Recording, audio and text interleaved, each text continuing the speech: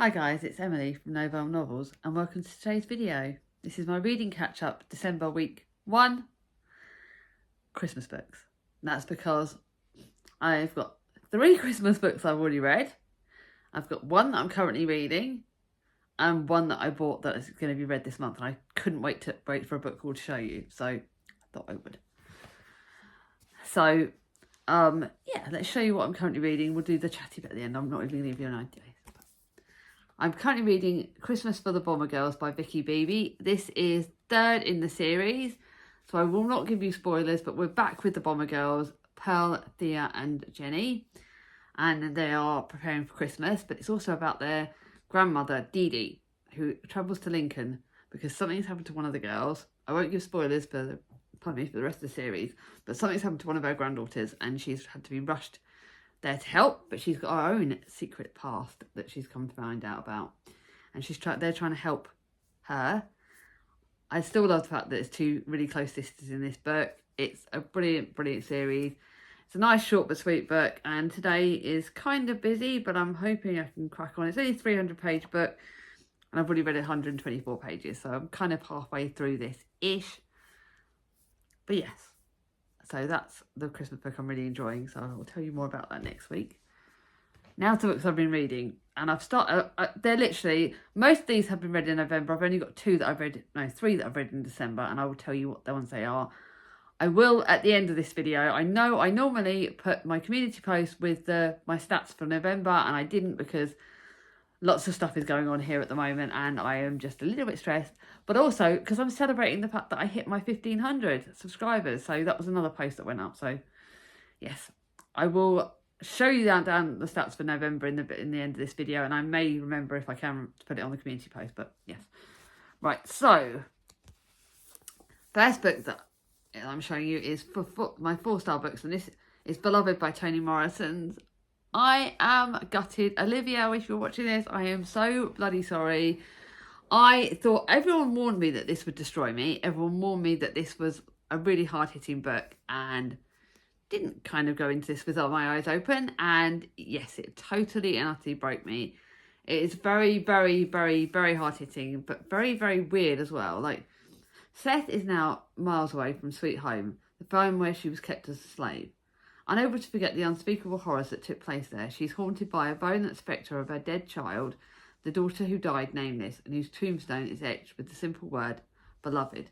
A tale of brutality, horror, and above all else, cost. It literally destroyed me. It was very, very, very hard-hitting, and beloved, friggin' what a creepy character, literally, oh my god. But yeah. It's very, very hard-hitting. I don't think Toni Morrison's the writer for me. I'm really, really sorry. But yeah, I kind of struggle with that book. Then to another book that I read, which is very the opposite for that, and it is Larkwood Fell by Frida Lightfoot. This is a good old cosy historical fiction. Historical fiction is set in the 70s, so how the hell does that work out as historical fiction? I don't bloody know. I was born at the end of those. Beth Braddon and twin sister Sarah are polar opposites in every which way, apart from their love of their home, Larkwood Hall.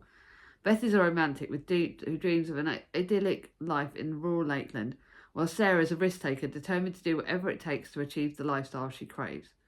When tragedy strikes, both sisters are forced to come to terms with an entirely new situation, and it's their journeys, their stories.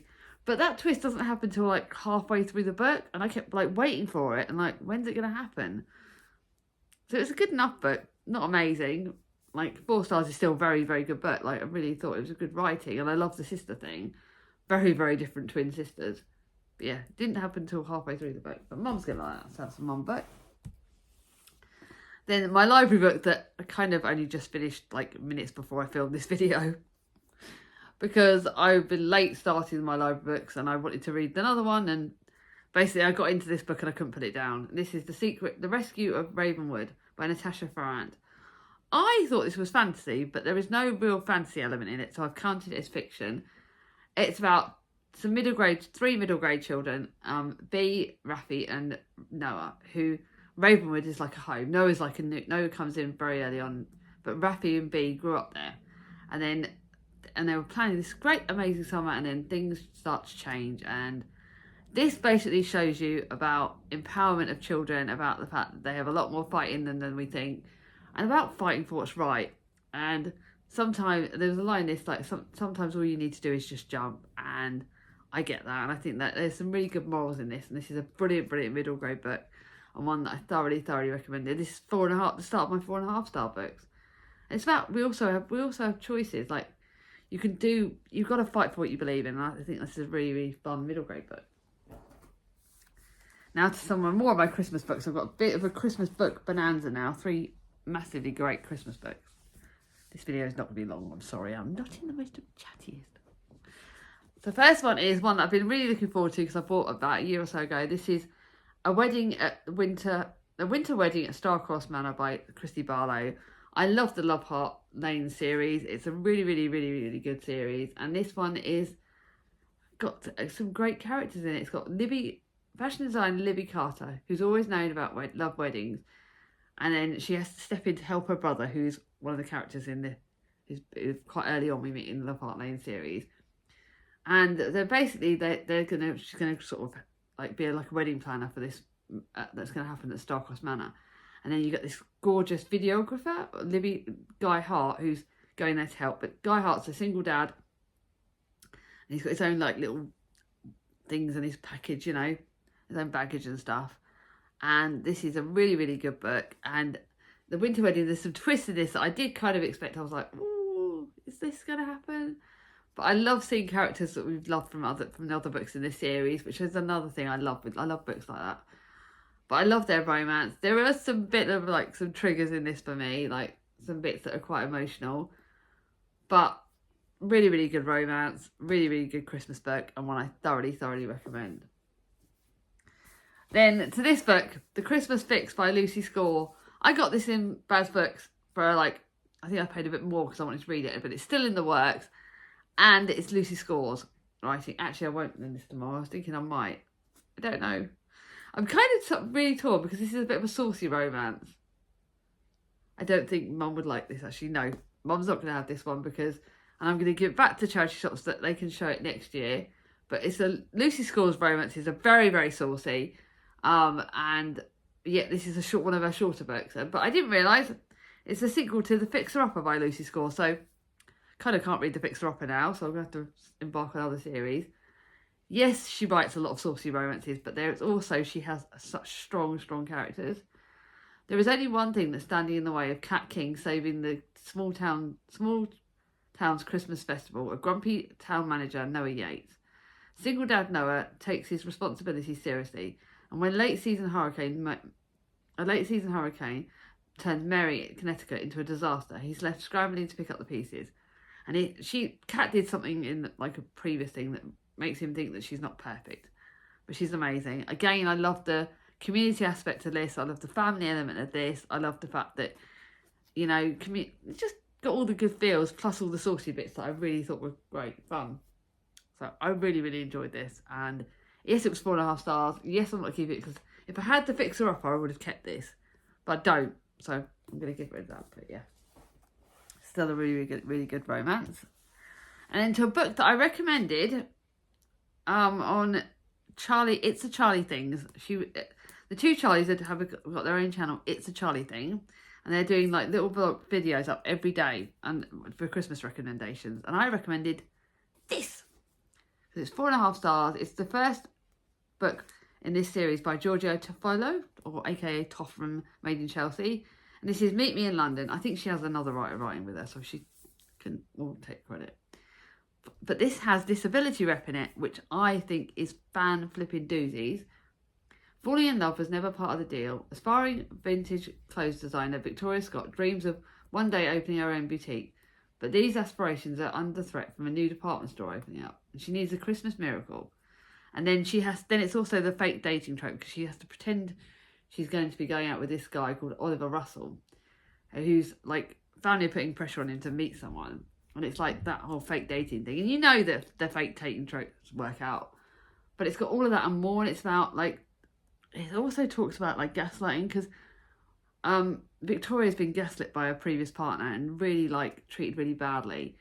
And seeing that sort of thing element in and seeing the disability element in. There's some bits in this that obviously I just think are brilliant, and basically it's meant that I've got the second book in this series and I'm going to be looking for the other ones because the writing is great and there's characters that it leads up to. All the books in the series talk about the characters that they mentioned in the first book, because something happens to people before these books has opened. So I thought it was a really, really good book, and I've got a sticker on it.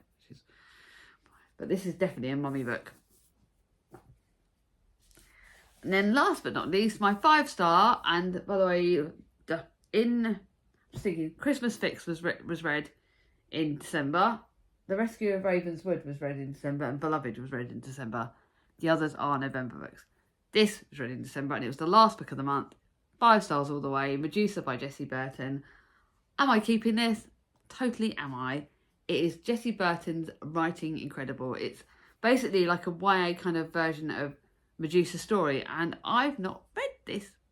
I've read various books on Medusa, but this one really does go to the heart of her story and what really happened, and it's written in a way that you just literally do not want to put it down. Like, I loved reading a different take on Medusa and what happens, and and obviously we all know that someone comes to find her, Perseus, and we all know the story of Perseus and Medusa, or if you like Greek retellings you're going to know about it, but it's their story and it's done in such a lovely, lovely way, and it's just an incredible book. I can't describe to you, like, she writes it so well. Like, I just didn't want to put it down. Like, I'm so glad I bought this, and I'm so glad I paid out more for this, because it well and truly deserved it.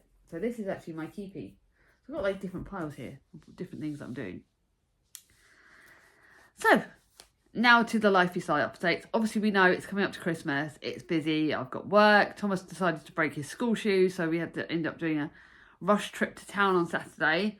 But when we were in town, we popped to Baz Books, which is where I previously volunteered at and recently quit. But we went there. I've got some lovely pictures of going there and donating so many books there for the Christmas, because they're not accepting donations in December. So I donated lots and lots of amazing books there. And obviously I picked up like 4, I think it was like 4 books there.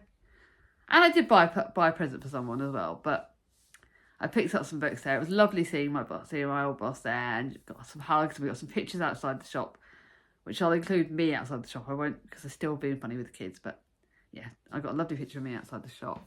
But I picked up this, and I don't care. I think I might have paid a bit more for it. And this is All Together for Christmas by Sarah Morgan. This is her latest Christmas book. This is a book that I was going to pay full whack for, and I was like, oh, do I like get it and then buy it and read it next year? Sod it. Bought it now, going to read it before the end of the month. I don't know when it might be. It might be the last book I read at the end of the month, but I love Sarah Morgan's books, and her Christmas ones are like literally my favourite. This Christmas, the Balfours have more secrets to unwrap than presents. Becky is stranded at the airport, so when she bumps into her brother's best friend, Will, he suggests they drive home together. Becky reluctantly agrees. For the first time, Becky is dreading Christmas, and only Will knows why. Can she trust him to keep a secret? Don't want to know any more than that. I'm going to be reading that this month.